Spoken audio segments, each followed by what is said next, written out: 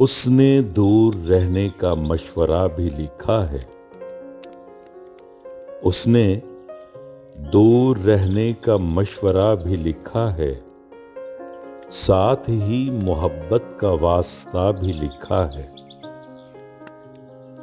उसने ये भी लिखा है, मेरे घर नहीं आना।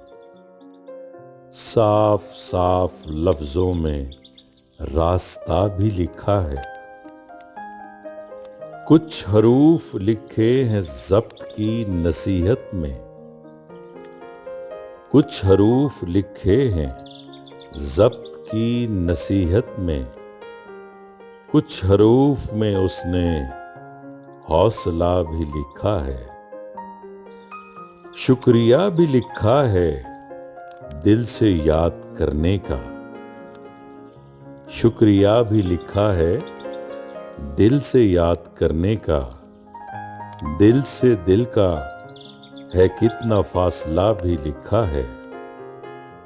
क्या उसे लिखें मोहसिन, क्या उसे कहें मोहसिन।